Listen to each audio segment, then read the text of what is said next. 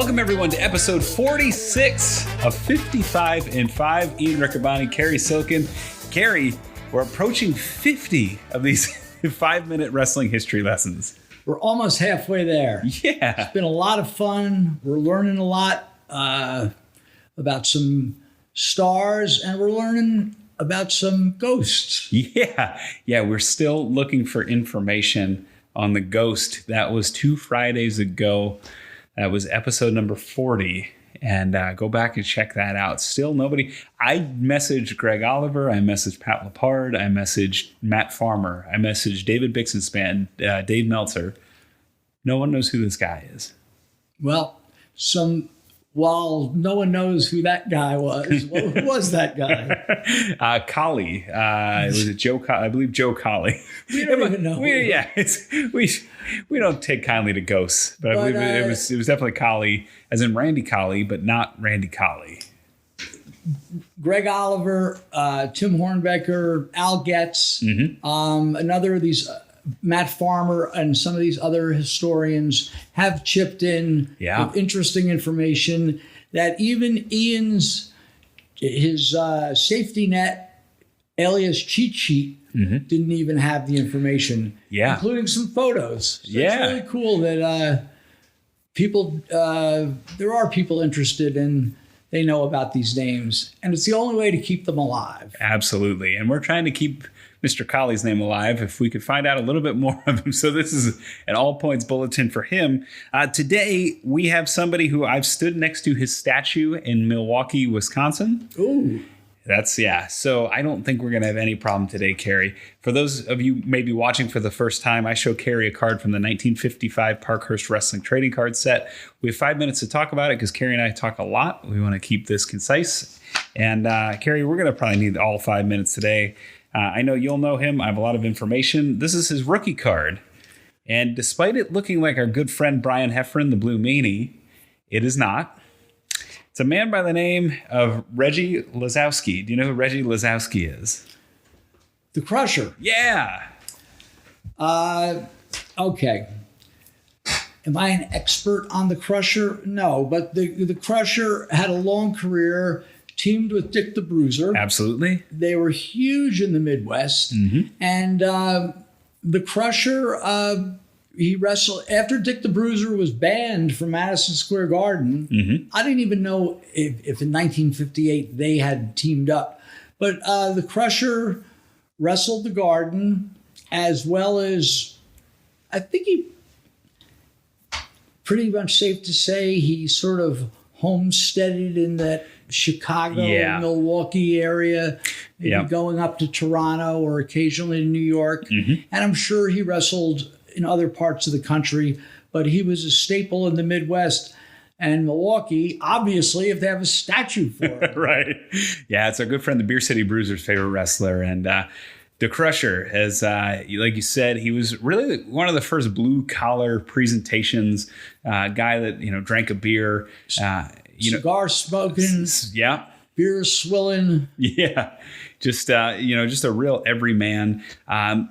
I have some facts for you here, Cary. He was in the Army during World War II. Okay. So he served during World War II, and that's where he learned how to wrestle. Kind of became a shooter as an adult, which is interesting. For a man that large, he's got to be close to 260, 270 pounds, upwards of 300 later. He made his debut in 49, and that was in Milwaukee on some not televised, not well-promoted items, but he quickly got on TV in Chicago right as the golden age of TV wrestling happens in 54. So he's in that first wave, despite being associated heavily with the 60s and 70s and even the 80s. But he's in that first wave in the 50s, which is pretty neat. Correct me if I'm wrong, and I'm jumping ahead here, but didn't he make some appearances in the later AWA he did. shows? I don't know about the ESPN era. But 85. Because they would bring him in as a special attraction. They would. And it's very interesting because he would actually jump ship too and break Vern Gagne's heart. He would go to the WWF, and he debuted in the WWF proper as a machine. He was one of the machines. He was Crusher. Really? He was Crusher Machine. You got me on that one. Yeah, and he filled in a really interesting history on Cage Match. Some matches you'd never expect him. He was a fill-in from time to time in the Midwest. He filled in for the Dynamite Kid at one point, with teaming with Davey Boy Smith against the Hart Foundation. He filled in his really interesting 6-man tag team match, Ricky Steamboat, Jake Roberts in The Crusher versus Honky Tonk Man, Adrian Adonis, and Harley Race. So there's some really, really interesting stuff that I wish was on tape that's not. I must have been out at the 50th Street After Hours Club at 366 because this WWE career couldn't have been that long. They never mentioned it on TV. It was a kind of a house show special. Okay. Yeah. They'd advertise him in the markets, but he really wasn't someone they featured on TV. So that's probably why he didn't see it. Especially the machine thing. He was a fill-in for Andre when Andre went off the road, and he'd come in. Interesting choice, because they could have put anybody. Aaron Cicluna. Right. Yeah, and it would be the thing where they'd lift up the mask and, clearly be, he was Crusher Machine, so it was clearly him, and they'd have fun with it. But the reason he was that popular and the reason he still drew a lot of houses after that, he had a big tag team with Art Nielsen and later Stan Nielsen, which Stan Nielsen has the distinction of being a fake brother for two people. Stan Nielsen was a fake brother for Art Nielsen, and he was a fake brother for the Crusher because he was known as Stan Lisowski at the time. So very fun fact there. Had big rivalries against Johnny Valentine, and they did a big house in the Garden. And the Crusher actually won almost all of those matches. So very one-sided rivalry. And then Bruno. He headlined against Bruno in 63 and 66. 66 was promoted in Pittsburgh. I was just going to say, wait a minute. Yep. Because that was not a Madison Square Garden.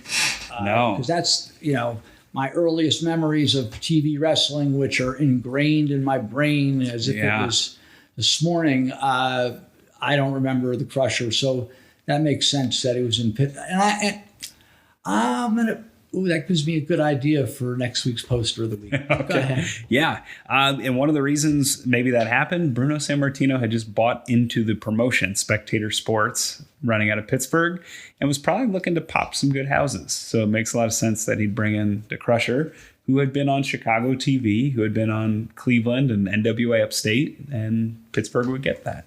So smart business move there by Bruno, who had just bought out Toots Mont in Pittsburgh. How do you say it? Toots Mont. I thought it was Toots. Toots. There you go. 3-time AWA champion, one of the early champs. Beat Vern Gagne twice. Mad Dog Vachon. He would hold the title for 11 days, 28 days, and 83 days. So kind of a blink and you miss him champ 3 times. But where he did his damage, you're right. He was a 9-time AWA tag champ. 5 times with Dick the Bruiser, 1,325 days.